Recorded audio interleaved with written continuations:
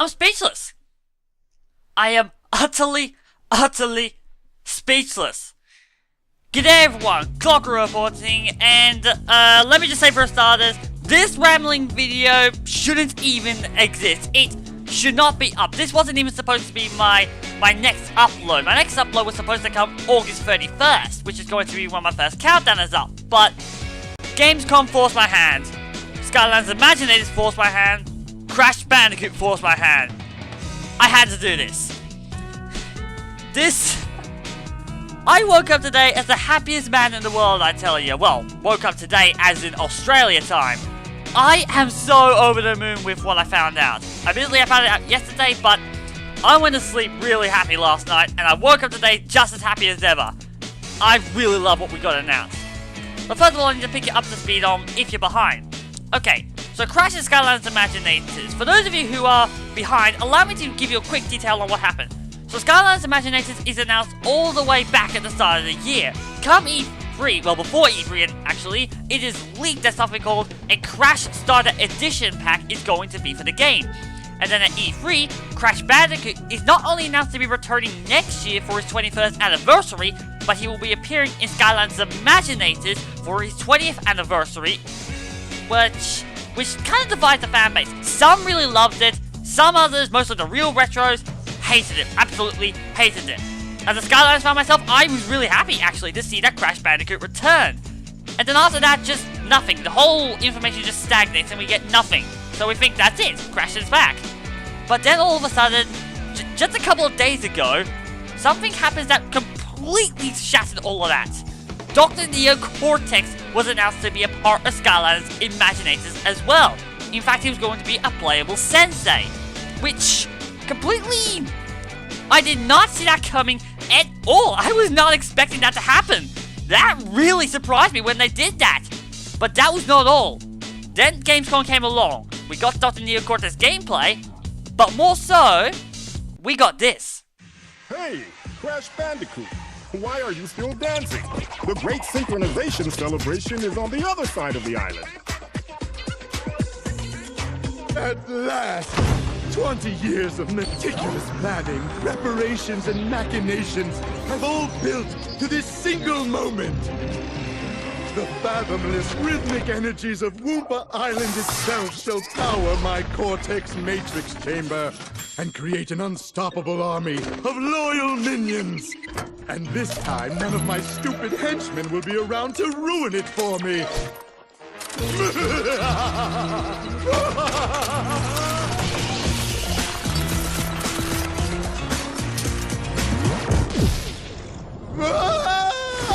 Hot butter toast! What kind of shindig is this? I don't know. I don't like the looks of whatever that is.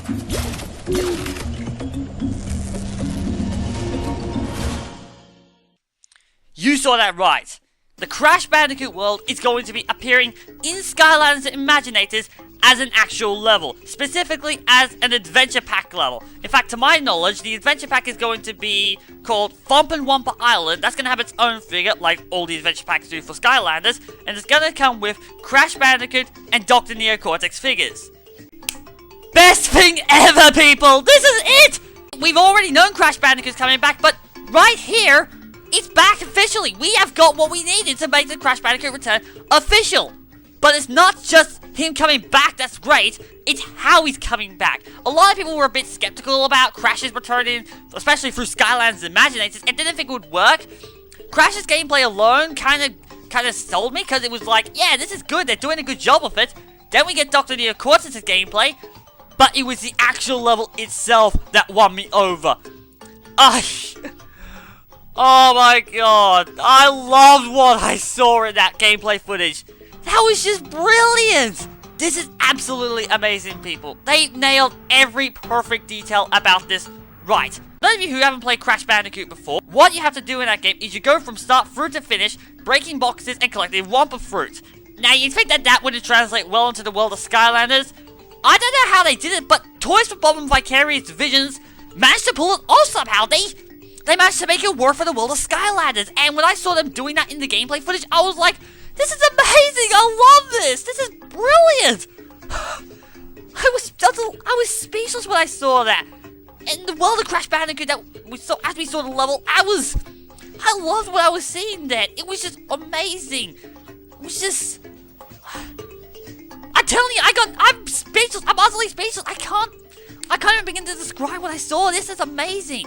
But from what we've just seen, all the details about the Wumpa Island, about the crates in the Wumpa fruit, and how they all work into the world of Skylanders, something we didn't think was going to be possible, and how they managed to pull it off and make it feel like Crash Bandicoot and Skylanders at the same time. I'm amazed. I love this. You know what this tells me? It tells me that we are in the right hands right here. Crash Bandicoot is perfectly fine. I knew Vicarious Visions was the right choice. I didn't think Toys for Bob were, but no, they've completely blown my mind. They proved me wrong completely. I'm telling you, I'm utterly speechless. I've got nothing really to say.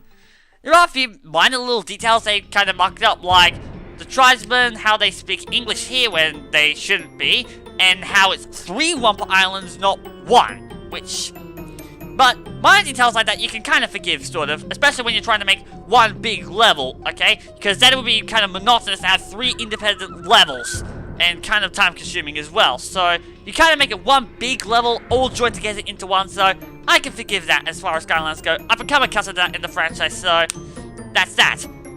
But it's the detailing of this. When I look at this, okay, I should reveal something. I'm not the biggest fan of Crash to Insanity. In fact, it's probably my least favorite game in the franchise. I really don't like it.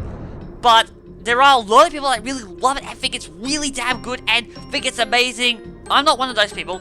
But having seen what we just saw for Skylanders Imaginators, I'm beginning to understand what this Crash to Insanity fans are on.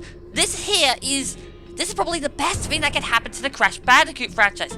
In my opinion, this probably has the most heart. There's just something about this that puts it up on rivalry with the Crash Bandicoot Naughty Dog games. Those are amazing Crash Bandicoot games. I haven't seen that vigor or that heart put into a Crash Bandicoot level since then. This right here, this really shows dedication. Even if the HD remasters, well, not really HD, but the remasters, when they come out next year, even if they're total crap, this right here is enough to say, whatever. This is the return of Crash Bandicoot we've been waiting for. Because this is it. They pulled off something that was not only thought to be impossible, but they managed to make it feel so Crash Bandicoot-like and make it all work. I really can't speak, guys. I'm probably repeating myself a lot because, well, there's not much really to talk about. I'm so over the moon with what we've got. I just wanted to talk about it a little. This right here, this proves to me that Crash Bandicoot is in the safest hands. I am completely sold on Skylanders Imaginators now. And even if I wasn't a Skylanders fan before this, I definitely am now. I love this right here. The one little thing I would like to mention, however, is that I love about this is what they've decided to do for the level. They could have just done, you know, a classic Crash Bandicoot level and sort of, you know, made a Skylanders level out of it. But instead, what they've done is they made a music level out of it, which hasn't really been done in a Crash Bandicoot game before, and they made it work! I love this! I really love what they've done here! I love this! Yep, I got nothing else to say. This right here is the 20th celebration we need, guys. This is what Crash Bandicoot really needs. And compared to what I'm going to be doing for his 20th, I look greatly inferior compared to this. But if you would like to see what I've got in mind for the 20th anniversary, you can hang around if you want to. Not that you're going to want to after what you've just seen. But that will do me for now, guys. I've got nothing left to say. I'm run out. I've got no steam left in the tank. I'm speechless as it is. This right here, this is the return of Crash Bandicoot we've been waiting for. I'm the Primordial Clok-Roo. Viva la Bandicoot!